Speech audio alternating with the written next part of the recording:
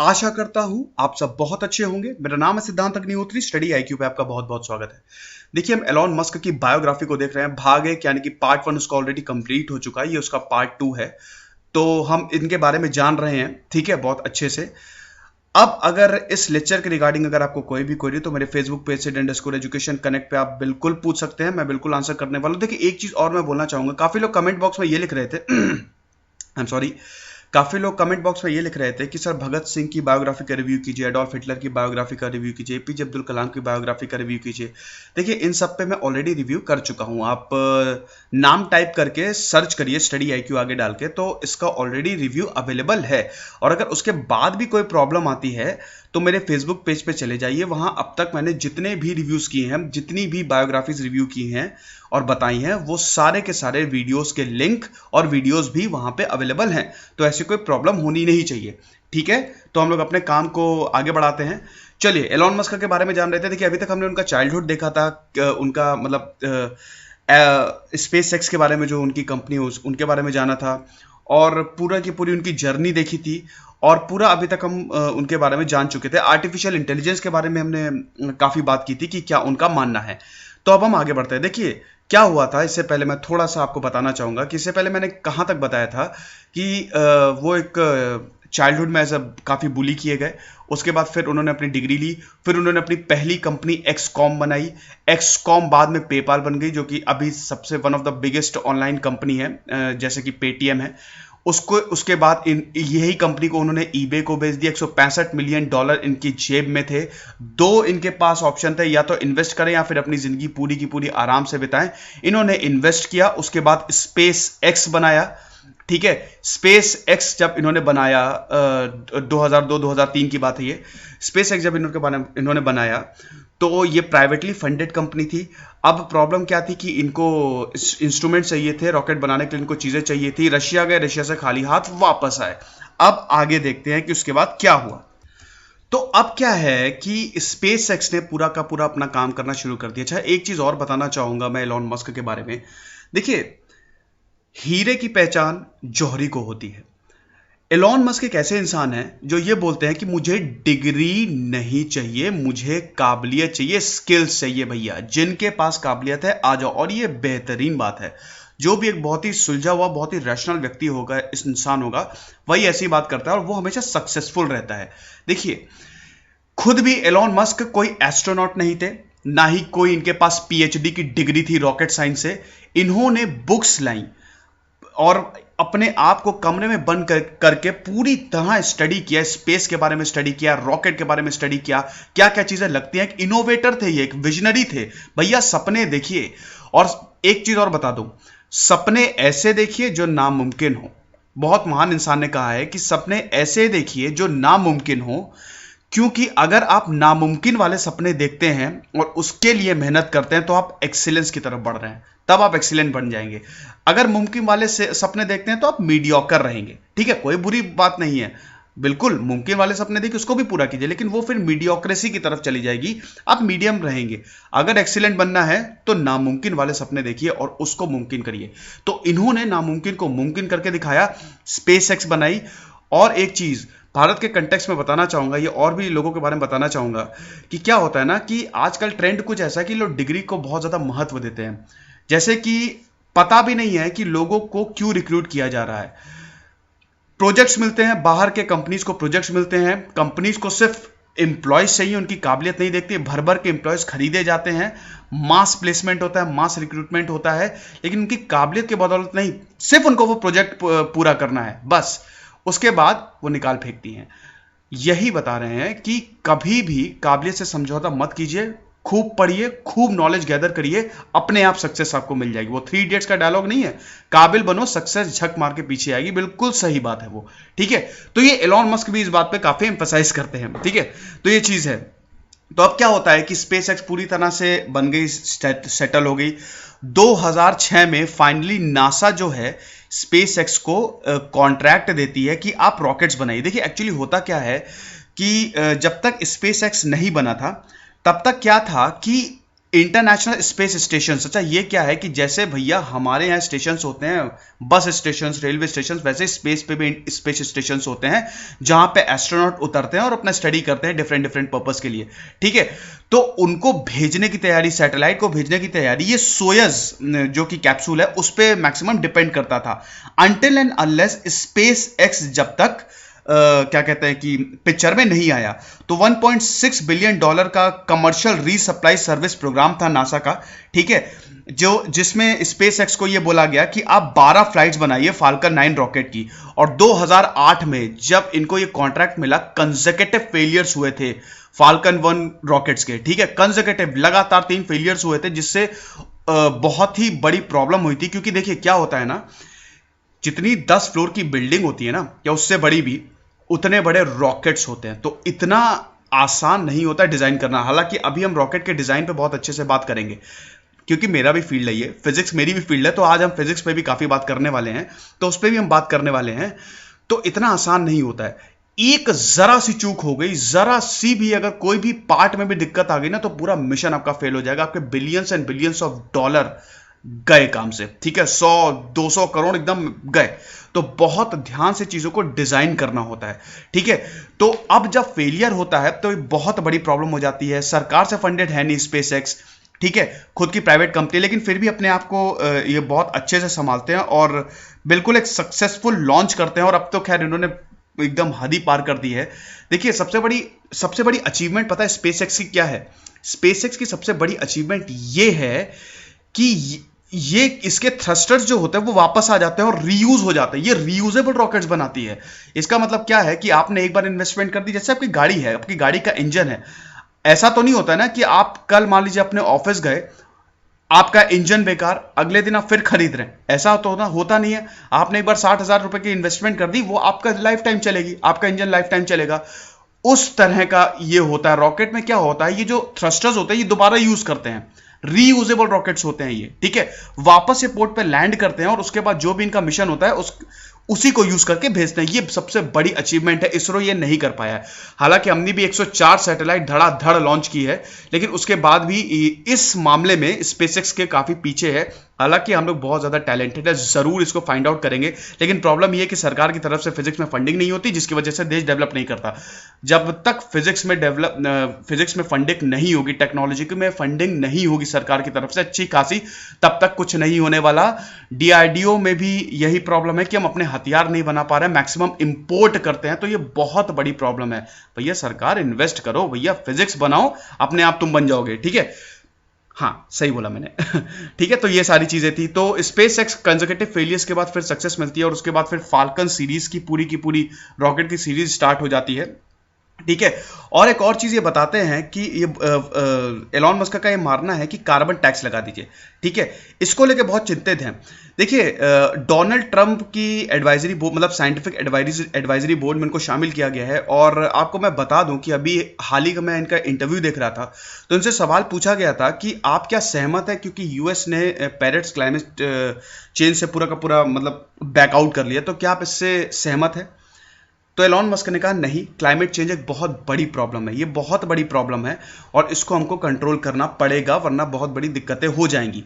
तो Elon Musk ये कहते हैं कि आप कार्बन टैक्स लगा दो। कार्बन टैक्स मतलब एक पॉइंट पे कोई भी कार्बन यूज करेगा उससे ज्यादा कार्बन टैक्स लगा देंगे, अपने आप कंपनी अपने कार्बन के एमिशन को रिड्यूस कर लेंगे, जो कि अच्छा मानना है। ठीक है, तो आगे बढ़ते हैं। अब इसी को ही कंटिन्यू करते हैं। तो फाइनली दिसंबर 2013 में ये पूरे के पूरे फाल्कन सीरीज को लॉन्च करती हैं, पहला फाल्कन 9 रॉकेट। अच्छा, जियो सिंक्रोनस क्या होता है? देखिए जियो सिंक्रोनस ये होता है सिंक्रोनाइज करना।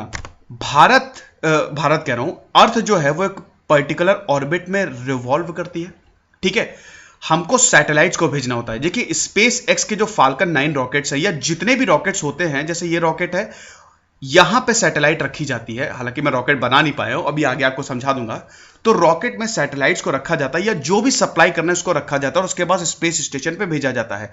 अगर सैटेलाइट की यहां पे बात होगी तो इसको प्रॉपर ऑर्बिट में छोड़ा जाता है और अर्थ जो रोटेट करता है उसके साथ प्रॉपरली सिंक्रोनाइज हो, तभी तो भैया चीजों को वो लोकेट कर पाएगा ना, है कि नहीं? जैसे मान लीजिए आप खड़े हुए हैं और आपके सामने एक इंसान खड़ा हुआ है, अगर आप और वो इंसान बिल्कुल एक ही दिशा में एक ही स्पीड से जा रहे हैं, तो बहुत ही जबरदस्त कांटेक्ट रहेगा और बहुत ही एक्यूरेसी रहेगी।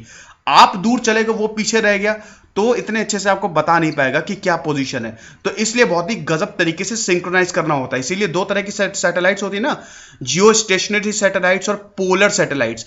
जियो स्टेशनरी सैटेलाइट क्या होती है? स्टेशनरी मतलब स्थिर, जैसे अर्थ घूमेगा, जिस तरह से अर्थ घूम रहा है एग्जैक्ट उसी तरह से आपकी सैटेलाइट भी घूमेगी। उसका टाइम पीरियड तभी 24 आवर्स होता है। पोलर सैटेलाइट्स क्या होती हैं, ये कमेंट बॉक्स में बताइएगा। भैया सब कुछ मैं ही बता दूंगा क्या? थोड़ा सर्च करिएगा, आपको भी पता चलेगा। ठीक है, तो ये चीजें होती हैं। ठीक है, तो ये फाल्कन 9 रॉकेट्स को छोड़ा जाता है ताकि जो भी सैटेलाइट या जो भी सामान सप्लाई करना है वो प्रॉपर जाके उनको सप्लाई हो। और उसके बाद जो थ्रस्टर्स लगे होते हैं, जैसे मान लीजिए ये रॉकेट है, ठीक है, क्या रॉकेट बनाया तो मैंने हट बना दिया, और यहां अगल बगल थ्रस्टर्स लगे होते हैं। ये नॉर्मली क्या होता है, इसको आप यूज नहीं कर सकते, लेकिन फाल्कन 9 स्पेसएक्स ने इसको रीयूज कर, मतलब ऐसा बना दिया कि आप दोबारा इसको रीयूज कर देते हैं, और यहां पे ये प्रॉपर लैंड होते हैं, प्रॉपर आपके डॉक पे लैंड होंगे। उसके बाद आप उस जो फर्दर मिशन होंगे, आप अगेन इसको यूज करके उसको अकम्प्लिश कर सकते हैं। ठीक है, तो उसके बाद क्या होता है कि जो ये रॉकेट्स होते हैं वो सैटेलाइट को छोड़ते हैं और लोअर पाथ पे छोड़ते हैं। ठीक है, देखिए एक चीज समझिए, सैटेलाइट रिवॉल्व कैसे करती है। देखिए पहली बात तो ये इसमें मैं जस्ट आता हूं। सैटेलाइट को कभी भी छोड़ा जाता है तो हल्का सा टिल्टेड एंगल पे छोड़ा जाता है। ठीक है, बिल्कुल 90 डिग्री पे नहीं छोड़ा जाता, हल्का सा टिल्ट करके छोड़ा जाता है ताकि वो अर्थ के ऑर्बिट को पकड़ सके, जो लोअर ऑर्बिट होता है। ठीक है, अब क्या होता है, सैटेलाइट रिवॉल्व कैसे करती है। सेंट्रीपेटल फोर्स का आपने नाम सुना होगा। सेंट्रीपेटल फोर्स का जो फॉर्मूला होता है वो होता है mv²/r। ये होती है सेंट्रीपेटल फोर्स। ये हर प्लैनेट्स में लगती है। ठीक है, और आपकी सैटेलाइट भी इसी फोर्स से रिवॉल्व करती है। अच्छा, ये फोर्स होती क्या है कि मान लीजिए आप जा रहे हैं और एकदम से एक ऐसी फोर्स लगे कि आप गोल गोल घूमने लगे, चाह के भी आप उस फोर्स से दूर ना जा पाए, तो वो होती है सेंट्रीपेटल फोर्स। मैं बहुत ज्यादा डीप में नहीं जाऊंगा, सिंपलेस्ट एक्सप्लेनेशन है ये। तो सैटेलाइट्स और प्लैनेट्स में ये फोर्स लगती है, इसकी वजह से ये पूरा का पूरा ऑर्बिट में रिवॉल्व कर पाते हैं। तो एक बहुत बड़ा टास्क होता है जो साइंटिफिक ऑर्गेनाइजेशंस होती हैं, नासा हो गई, इसरो हो गई, बहुत बड़ा टास्क होता है कि किस तरह से सही ऑर्बिट में छोड़ें और वो सैटेलाइट ऑर्बिट को पकड़ ले। ठीक है, तो ये सारी चीजें होती हैं। उसके बाद फिर स्पेसएक्स ने 2013-2012 के बाद, और जो इनको प्रोजेक्ट्स मिले थे, पीछे मुड़ के नहीं देखा क्योंकि काफी सक्सेस मिली। एक बारी फेलियर हुई थी इनकी 2008 में, उसके बाद लगातार सक्सेस ने एलॉन मस्क को तो स्पेस पे ही पहुंचा दिया। सातवां आसमान अलग होता है, स्पेस अलग ही होता है, उनको भी स्पेस पे ही पहुंचा दिया। ठीक है, तो ये सारी चीजें थी। और उसके बाद काफी चीजें इन्होंने लॉन्च की, आप देख ही रहे हैं पीपीटी में पूरा का पूरा कि एक्सट्रीम एमिशन फ्रॉम द सन, जो पावर ग्रिड्स को इफेक्ट करता है, ये बहुत बड़ा एक कारण होता है जिसकी वजह से एनर्जी लॉस भी काफी होते हैं, और कम्युनिकेशन सिस्टम को भी इफेक्ट करता है, उसको कैसे स्टडी किया जाए। ठीक है, उसके बाद अगेन 2017 ने तो इन्होंने कमाली कर दिया। ठीक है, फाल्कन 9 की जो सीरीज थी, जैसा कि मैंने अभी बताया, उनको रीयूजेबल पार्ट से वापस भेज दिया कि मतलब पहले पार्ट वो ऑलरेडी रीयूज हो चुके थे। कितना जबरदस्त काम है ये, है कि नहीं? कितना अच्छा है ना कि मान लीजिए अगर आप गाड़ी में पेट्रोल डलवा रहे हैं, 100 रुपए का पेट्रोल डलवाए और वही उसी पेट्रोल से बार बार आप उस गाड़ी को चला रहे हैं, कमाल ही हो जाएगा। खैर हमारी गाड़ी लेकिन अगर स्पेसएक्स बनाएगी वैसी गाड़ी तो जरूर हो जाएगा, है ना? तो ये सारी चीजें थी। और भैया 2018 में तो उन्होंने जबरदस्ती कमाल कर दिया। इन्होंने तो भैया रोडस्टर भेज दिया। रोडस्टर क्या था, डमी कार बना के स्पेस पे लॉन्च कर दिया, कमाली कर दिया। ये जबरदस्त इंसान है, बहुत जबरदस्त इनोवेटर है। ठीक है, तो ये इनकी पूरी की पूरी अचीवमेंट्स हैं। हम इसके बारे में और बात करते हैं। अब देखिए इनोवेशंस के बारे में हम देखते हैं। देखिए अभी तक एलॉन मस्क के पास 3 कंपनी हैं। सबसे पहली है स्पेसएक्स, जिसके ये सीईओ सीटीओ सब हैं। उसके बाद है टेस्ला और फिर सोलर सिटी। देखिए एक चीज मैं बताना चाहूंगा, आई होप आपको पिछली वाली चीजें समझ में आ गई होंगी, इसमें कोई डाउट नहीं रहा होगा कि किस तरह से वो चीजों को हैंडल करते हैं और गजब के एंटरप्रेन्योर हैं, और कैसे स्पेसएक्स की सक्सेस हुई है। फाल्कन सीरीज ऑफ रॉकेट्स की ही बदौलत उनका पूरा जो फॉर्च्यून है वो चमका है, और इस पे उन्होंने बहुत मेहनत भी की है। ठीक है, तो अब हम इस पे आते हैं। देखिए टेस्ला एक कंपनी है, हालांकि अभी खुद बोल चुके हैं जो एलॉन मस्क कि मैं पूरी तरह से टेस्ला में डिवोट नहीं हो पा रहा हूं। ठीक है, और स्पेस एक्स में पूरी तरह से डिवोटेड है, लेकिन बहुत बड़ा इन्होंने काम किया है। टेस्ला क्या करती है, इलेक्ट्रिक व्हीकल्स बनाती है। ये electric car company electric vehicles बनाती है, और अब कुछ ही दिनों में ड्राइवरलेस कार बनाने वाली है, जिसमें ड्राइवर है ही नहीं, ड्राइवर रहेगा ही नहीं। तो ये चीज है। तो 2008 में बेसिकली टेस्ला ने पूरा का पूरा टेस्ला कह रहा हूँ, एलॉन मस्क ने टेस्ला का पूरा कार्यभार संभाला था जब फाइनेंशियल क्राइसिस आई थी और बैंकरप्ट हो गई थी कंपनी। वहां से एलॉन मस्क ने इस कंपनी को उठाया था, ठीक है। और आपको बता दूं कि सबसे पहले टेस्ला ने मोटर कार्स इन्वेंट की थी, जो कि इलेक्ट्रिक स्पोर्ट्स कार थी। देखिए ये बहुत जबरदस्त इनोवेशन है। फ्यूल तो है ही नहीं इसमें ना, मतलब इलेक्ट्रिसिटी से अगर चलने वाली गाड़ी प्रॉपर फ्लो में आ जाए, फ्यूल हालांकि लगेगा, वो अलग अलग मैकेनिज्म पे डिपेंड करता है कि किस तरह से कार डिजाइन हो रही है, ठीक है। तो जबरदस्त हो जाए, कमाली हो जाए, मतलब पूरा का पूरा fuel safe, energy efficient car, ठीक है। तो इन्होंने 2008 में इसको लॉन्च किया था और 2500 व्हीकल बिके थे 31 कंट्रीज को। और 2012 में इन्होंने 4 डोर सिडैन कार की भी डिलीवरी स्टार्ट कर दी। तो ये भी एक बहुत बड़ा एक क्या कहते हैं कि बूस्ट था इनके प्रोग्राम में। तो ये बहुत जबरदस्त बात है। तो टेस्ला बेसिकली काफी कार्स, इलेक्ट्रिक कार्स बनाती है और ये उसकी कंपनी है एलॉन मस्क की। उसके बाद इनके पास, इसको अगर छोड़ दे तो एक सोलर सिटी के नाम की कंपनी है, 2006 में इसको स्टैब्लिश किया गया था पूरा प्रॉपरली, ठीक है। और ये बहुत बड़ी कंपनी है, one of the largest company है जो पूरी की पूरी सोलर सिस्टम्स और सोलर पैनल्स को प्रोवाइड करती है। भैया इनोवेटर है तो ये सब चीजें तो करेंगे ही, है ना। और उसके बाद अगेन हाइपरलूप, फिर ओपन आर्टिफिशियल इंटेलिजेंस, ये सारी भी कंपनीज हैं, इनके प्रोजेक्ट्स हैं, फर्दर प्रोजेक्ट्स हैं जो कि बूस्ट करेंगे कंट्री की डेवलपमेंट को या ह्यूमंस की डेवलपमेंट को। और इनका जो सबसे एम्बिशियस प्रोजेक्ट है, 2 हैं बेसिकली। एक तो मार्स पे ये सेटल करवाना चाहते हैं, पूरी की पूरी सिविलाइजेशन को वहां पे लेके जाना चाहते हैं और कॉलोनाइज करना चाहते हैं, और इन्होंने उसके लिए स्टार्ट भी कर दी है चीजों को, ठीक है। लेकिन एक बहुत जबरदस्त प्रोजेक्ट है स्टारलिंक। स्टारलिंक क्या है कि अर्थ के अक्रॉस पूरी की पूरी जबरदस्त नेटवर्किंग सिस्टम हो, 12,000 मिनी सैटेलाइट्स का या 12,000 नेटवर्किंग स्टेशंस का, जो कि internet they free of cost. मतलब कहीं पे भी आप हो, कहीं पे भी आपको इंटरनेट की सुविधा मिलेगी। तो ये अगर होता है, और हो भी सकता है क्योंकि भैया सब कुछ पॉसिबल करके दिखाई दिया है एलॉन मस्क ने, तो कमाल की बात होगी, है ना। एक लड़का जो बुली किया गया था, सोचा नहीं था, जो रोज पिटता था, आज वो दुनिया ही बदल रहा है। कुछ भी हो सकता है और सब कुछ पॉसिबल है, ठीक है। तो ये चीजें थी। हाइपरलूप के बारे में थोड़ा आपको बताना चाहूंगा। हाइपरलूप का बेसिकली मतलब होता है कि हाई स्पीड ट्रांसपोर्टेशन एक कैप्सूल के अंदर। देखिए लूप मतलब होता है कि एक प्रॉपरली, वैसे तो अलग अलग डेफिनेशंस होती है लूप्स की, ठीक है, वापस उसी पोजीशन पे आ जाना और टनलिंग और काफी चीजें। लेकिन अगर आप इसके कंटेक्स्ट में बात करें तो क्या होता है कि एक प्रॉपर टनल बिछाया जाएगा, लूप्स बिछाए जाएंगे खूब सारे, जिसके अंदर कार्स या जो भी ट्रांसपोर्टेशन व्हीकल होगा वो आपको रखेगा और गोली की स्पीड से आपको फेंकेगा उस टनल के अंदर। विद इन एन आवर मीलों, हजारों मीलों की डिस्टेंस तय हो जाएगी। ये हाइपरलूप का प्रोजेक्ट है और इसके लिए इन्होंने बोरिंग कंपनी भी स्टार्ट की। अभी हम उस पर भी आएंगे काफी चीजें। उसके बाद अगेन फिर open artificial intelligence system. Artificial intelligence, जैसा कि मैंने बताया था, एलॉन मस्क इससे बिल्कुल भी एग्री नहीं करते हैं। वो बोलते हैं कि भैया इसको जितनी जल्दी हो सके कम किया जाए, क्योंकि हम इसको जानते नहीं है। मैंने पिछले लेक्चर में बताया था। और 3rd वर्ल्ड वॉर तक ये स्टार्ट कर सकती है। सारी की सारी क्या कर सकती है आर्टिफिशियल इंटेलिजेंस की, सारी की सारी मशीनरी को अपने अंडर कर सकती है। बहुत बड़ी प्रॉब्लम हो जाएगी। टर्मिनेटर देखी होगी आपने। टर्मिनेटर में क्या होता है, स्काईनेट एक प्रोग्राम होता है कि इंटरनेट प्रोग्रामिंग, मतलब पूरा का पूरा एक इंटरफेस होता है जो कि हर एक चीज को धीमे धीमे अपने कंट्रोल में ले लेता है। और तब बहुत बड़ी प्रॉब्लम हो जाती है जब वो न्यूक्लियर वॉरहेड्स को अपने कंट्रोल में ले लेता है। तो ठीक यही एग्जांपल देते हैं एलॉन मस्क। एलॉन मस्क के इंटरव्यूज बहुत ही एक्साइटिंग रहते हैं। आप प्लीज देखिएगा, यूट्यूब पे तो अवेलेबल हैं, ठीक है, देखिएगा जरूर उनके इंटरव्यूज, ठीक है। तो ये सारे प्रोजेक्ट्स हैं उनके, बहुत ज्यादा, बहुत ही बढ़िया। अब हम थोड़ी फाल्कन रॉकेट्स की बात करते हैं। देखिए फाल्कन रॉकेट्स क्या है, ये एक American family of multi use rockets. Multi use मतलब एक से ज्यादा बार आप इसके रॉकेट्स को यूज कर सकते हैं। आप देख सकते हैं ये, ठीक है, यहां पे आपकी सैटेलाइट रखी जाती है, इस जो भी मतलब रखना है और स्पेस पे छोड़ना है, और बाकी सब चीजें नीचे आ जाती हैं। तो ये जो थ्रस्टर्स हैं, ये जो दिख रहे हैं आपको, ये रॉकेट्स होते हैं, ठीक है। ये वापस डॉक पे लैंड कर जाते हैं, ठीक है। तो उसके बाद 28 सितंबर 2008 में पहली इनकी सक्सेसफुल फ्लाइट हुई थी, ठीक है।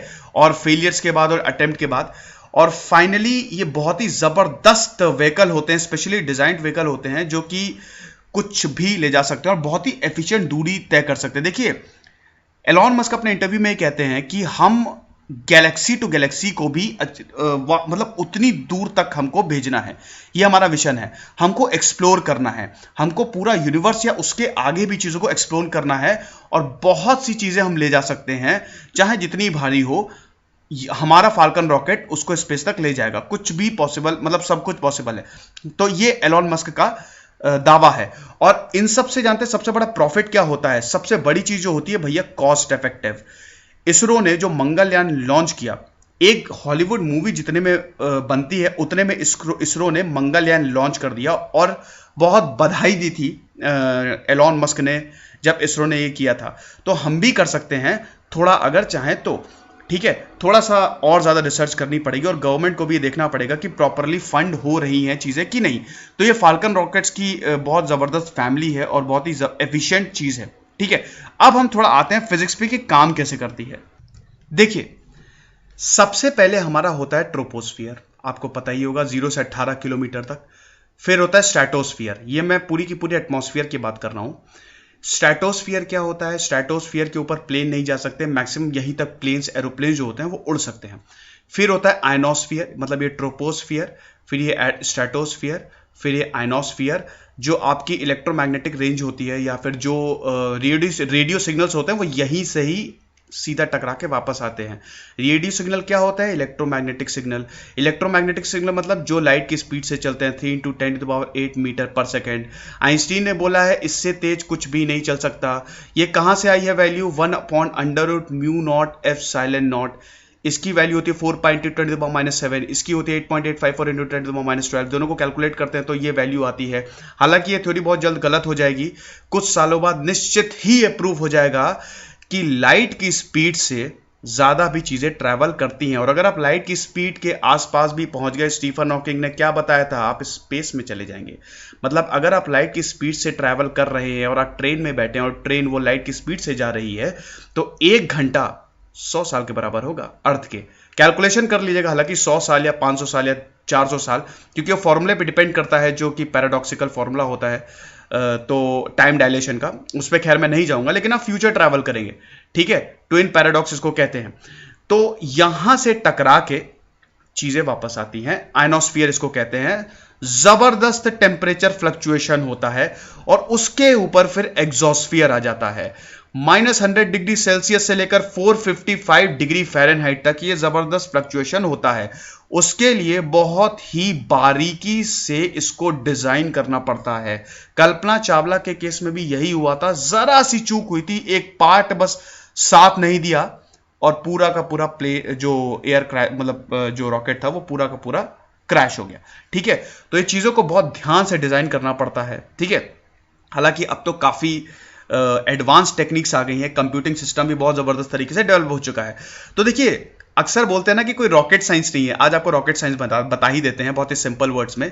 सबसे ऊपर का जो हिस्सा होता है उसमें हम लगते हैं सैटेलाइट, जो भी चीज छोड़नी है, और ये पूरा का पूरा सब कुछ अलग हो जाता है, एक के बाद एक के बाद एक स्टेजेस होती है। उस स्टेजेस को पार करने के बाद ये ऐसे प्रोग्रामिंग होती है, पूरा का पूरा कंप्यूटर प्रोग्रामिंग होती है, और उसी हिसाब से चीजें अलग होती जाती है। और फाइनली आपका जो मेन पार्ट है, जो सैटेलाइट है या जो भी आपको सप्लाई करना है उस स्पेस स्टेशन पे, वही चीज रहेगी। फिर एडेप्टर होता है, एनर्जी के लिए होता है। उसके बाद यहां के पे सारे के सारे इक्विपमेंट रखे जाते हैं। ये मेन चीज है, क्रायो स्टेज। देखिए, ये क्रायो स्टेज क्या होता है, इसको कायरोजेनिक रॉकेट भी बोलते हैं। ये फ्यूल या ऑक्सीडाइजर यूज करता है। फ्यूल मतलब कुछ भी हो सकता है इसमें। ठीक है, आपका लिक्विफाइड ऑक्सीजन या जो भी आप फ्यूल चाह रहे हैं, हालांकि वो थ्रस्टर्स में भी प्रॉपरली उसको हम यूज करते हैं ताकि एक अच्छे से लॉन्च हो सके। ठीक है, और बहुत ही लो टेम्परेचर पे रखा जाता है। ठीक है, तो और इसको सबसे बड़ी बात है, ये फ्यूल जो होते हैं इसको सिंथेसाइज करना बहुत टफ होता है, इतना आसान नहीं होता है। ठीक है, ये सारी चीज होती हैं। अगेन देन लिक्विड स्टेज होती हैं फर्दर पावर बूस्टर्स के लिए। देखिए, एक के बाद एक पावर बूस्टर्स लगाए जाते हैं, पावर इंजन्स लगाए जाते हैं, क्योंकि बहुत हैवी चीज हम छोड़ रहे हैं, और वो एटमॉस्फेयर से पूरा होते हुए जाएगी, जबरदस्त टेम्परेचर फ्लक्चुएशन से होते हुए जाएगी। तो इतना आसान नहीं होता है। ये फिर सॉलिड मोटर्स होती हैं। यहां पे ये पूरा का पूरा जो अरेंजमेंट होता है, ये जिस हिसाब से गोली को लॉन्च करते हैं आप, उसी हिसाब से क्या होता है, चीजों को अरेंज करके लगाया जाता है। ठीक है, तो ये एक प्रॉपर एक एक्सप्लोडेड वर्जन है व्हीकल का। हालांकि इन सब में मैथमेटिकल, रिगोरस मैथमेटिकल कैलकुलेशन और कंप्यूटर प्रोग्रामिंग होती है। और बेसिकली ये इंजन के बाद इंजन और फ्यूल्स के बाद फ्यूल, जो कि लिक्विड हाइड्रोजन, लिक्विड ऑक्सीजन और कोई भी ऑक्सीडाइजर हो सकता है। ठीक है, तो इस तरह से चीजें काम करती हैं। चलिए, इसको अगर रॉकेट्स इस डायग्राम को लेके भी अगर आपको कोई भी कंफ्यूजन हो तो आप मेरे फेसबुक पेज पे जरूर पूछ सकते हैं, मैं बता दूंगा आपको अच्छे से। तो अब नेटवर्क की बात कर लेते हैं। देखिए, जो टेस्ला मोटर्स है उनकी जो नेटवर्थ है ना, $13.2 बिलियन है। ठीक है, इंक्रीज हो चुकी है। 2017 दिसंबर का आंकड़ा है। 1 बिलियन कितना होता है, 100 करोड़। आप मल्टीप्लाई कर दीजिए 68, 67 जो भी इस समय रुपये की वैल्यू चल रही हो। ठीक है, इतनी बड़ी जबरदस्त है। स्पेस एक्स ने मस्क को तो भैया बिलियनियर बना दिया, नो डाउट। स्पेस एक्सप्लोरेशन की पहली इकलौती प्राइवेट कंपनी है जो कि बहुत हेल्प करती है। अब तो बहुत जबरदस्त इनको प्रोजेक्ट मिल रहा है, क्या हो सकता है कि भारत भी इनको प्रोजेक्ट दे दे बहुत जल्दी। ठीक है, और अभी तो यह है कि $20 बिलियन से भी ज्यादा ये हो गई है। तो ये बहुत बड़ी एक अचीवमेंट है स्पेस एक्स के लिए, क्योंकि इतनी कम समय में इतना जबरदस्त राइज किया है। और ये सिर्फ इसीलिए हो पाया है क्योंकि एलॉन मस्क विजनरी तो है ही, साथ ही वो उनका जो भरोसा है, उनकी जो टीम है वो बहुत बढ़िया है। ठीक है, फिलैंथ्रोपिस्ट भी हैं, जो दूसरों के लिए काम करता है, वेलफेयर ऑफ अदर्स के लिए काम करता है, उसको फिलैंथ्रोपिस्ट कहते हैं। तो मस्क फाउंडेशन है, ये काफ़ी लोगों की हेल्प करती है। एड्स जैसी बीमारी है और भी बीमारियों में डोनेट करती रहती है। देखिए, अमीर लोग ज़्यादातर डोनेट ही करते हैं, उनके पास पैसा इतना होता है कि कहीं इन्वेस्ट करने का उनको, मतलब इधर उधर थोड़ा सा अगर लगा भी देंगे तो इनको फ़र्क भी नहीं पड़ेगा। हालांकि मस्क जो है वो काफ़ी इस चीज़ के लिए आतुर रहते हैं और इस चीज़ में काफ़ी बढ़ चढ़ के पार्टिसिपेट भी करते हैं। एक चीज़ और बताना चाहूँगा कि उन्होंने पॉलिटिकल कंट्रीब्यूशन भी बहुत किए हैं। ठीक है, उनके पॉलिटिकल कंट्रीब्यूशन भी बहुत ज़्यादा रहे हुए हैं। हालांकि वो ये नहीं बोलते कि मैं रिपब्लिक और डेमोक्रेट हूँ, दोनों को ही, रिपब्लिक और डेमोक्रेट्स को ही, दोनों को ही वो फंडिंग करते हैं और बोलते हैं कि ठीक है, चीज़ें सही चलनी चाहिए। और डोनाल्ड ट्रंप के भी एडवाइजरी पैनल में हिस्सा है। भैया, डोनाल्ड ट्रंप तो बड़े सब खतरनाक इंसान साबित हो रहे हैं, गजब के प्रेसिडेंट है, हर चीज़ को तो नकार देते हैं, हर अच्छी चीज़ को। ठीक है, तो ये सारी चीज़ें थी। ये देख लीजिए कि सोलर सिटी का जो इनका प्रोजेक्ट है वो 25 किलोवाट सोलर पावर सिस्टम, जो कि कोडेन एलाबामा में है, अमेरिका में, मैनेज कर रहे हैं। ये एलाबामा जो कि अमेरिका में है, मैं ऑलरेडी बता चुका हूँ। जब ये एरिया पूरा का पूरा हरिकेन से हिट हुआ था, जो कि तूफान होता है। ठीक है, और इनके फंड ने इतना पैसा डोनेट भी किया था जब जापान जो है वो सुनामी से बैडली हिट हुआ था। ठीक है, तो अब आगे देखते हैं। अब देखिए, फ्यूचर जो इनका मेन प्रोजेक्ट यही है कि किसी तरह मार्स को, मून को कॉलोनाइज किया जाए, सोलर पैनल्स बनाए जाए, इलेक्ट्रिक कार्स बनाई जाए, हाइपर लूप्स बनाए जाए, आर्टिफिशियल इंटेलिजेंस बनाया जाए, न्यूरोलॉजिकल प्रॉपरली क्लोनिंग की जाए। बहुत सारी चीज़ें हैं, बहुत से प्रोजेक्ट्स हैं जो ये चाहते हैं। ठीक है, यहाँ एस होगा, आई एम सॉरी। ठीक है, बोरिंग कंपनी इन्होंने स्टार्ट किया। देखिए, एक बार ये फंसे हुए थे ट्रैफिक में, तो उन्होंने सोचा कि एक टनल्स होनी चाहिए, और वो एक ऐसी टनल होनी चाहिए जो सीधा की सीधा उस कार को नीचे ले जाए। अभी हम उसके बारे में जस्ट इसके बाद हम बात करने वाले हैं। ठीक है, और स्टार लिंक का तो इनका ऑलरेडी बहुत जबरदस्त एम ही है, जो कि फ्री इंटरनेट सबको देगा, और गैलेक्टिकल ऑपरेशन जो कि बहुत दूर, ये हो भी सकता है क्योंकि इनके जो रॉकेट्स है बहुत ही एफिशिएंट है, दूर तक आराम से तय कर सकते हैं, ये बना सकते हैं।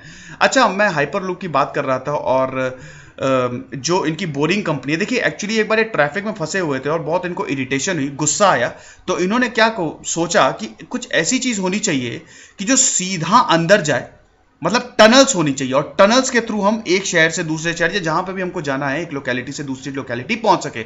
तो मान लीजिए आपकी कार यहाँ पे खड़ी हो गई आके, ठीक है, ये आपकी कार है और यहाँ पे खड़ी हो गई, और वो सीधा अंदर जाएगी, लिफ्ट की तरह काम करेगी, सीधा अंदर जाएगी और यहां पे आ जाएगी। यहां पे जबरदस्त तरीके से 200 किलोमीटर पर आवर की स्पीड से भयंकर तरीके से ये टनल्स बनी हुई हैं। इन टनल्स में जाएगी और जहां पे भी आपको जाना है, आप देख सकते हैं, जहां पे भी आपको जाना है आराम से वो कार ट्रैवल करते हुए आपको डेस्टिनेशन पे वहां पे पहुंचा देगी। तो जो आप 2 घंटे में सफर तय करेंगे वो आप मुश्किल से 10 मिनट में या उससे भी कम समय में आराम से तय कर सकते हैं। ठीक है, तो फाइनली ये मेरे लेक्चर का एंड है। एलॉन मस्क के बारे में मैंने पूरा का पूरा कवर किया है जितना हो सकता है, काफ़ी डीप स्टडी की है मैंने। ठीक है, लेकिन आपसे भी मैं ये अनुरोध करूंगा कि इनके इंटरव्यूज जरूर देखिएगा यूट्यूब पे, और आर्टिकल जरूर पढ़िएगा, बहुत ही जबरदस्त बात कहते हैं। और देखिए, when something is important enough you do it even if the odds are not in your favour. कुछ भी करना है और बहुत जरूरी है, वो जरूर करिए, तब भी करिए जब सिचुएशन आपके पक्ष में ना हो। क्या बात है, ये दो कोट्स मुझे बहुत पसंद आई, इसीलिए मैंने उठाई है। If you get up in the morning and think the future is going to be better, it's a bright day. सुबह उठिए, बस ये सोचिए आज मेरा दिन सबसे बढ़िया जाएगा और कमाल का जाएगा, तब कमाल हो जाएगा। ठीक है, तो अगला लेक्चर जो होगा, मैं एक साइंटिस्ट की सीरीज बहुत जल्द शुरू करने वाला हूं। ठीक है, तो अगला लेक्चर जो होगा वो एक साइंटिस्ट पे ही होगा। One of the greatest scientist है और सबसे पहले साइंटिस्ट हैं जिन्होंने क्रांति ला दी थी और इलेक्ट्रिक सिटी, जो इलेक्ट्रिक और मैग्नेटिक फील्ड है, उसको एक कर दिया था। कौन है, कमेंट बॉक्स में बताइए। तब तक पढ़ते रहिए, खुश रहिए। दिस इज सिद्धांत अग्निहोत्री साइनिंग ऑफ।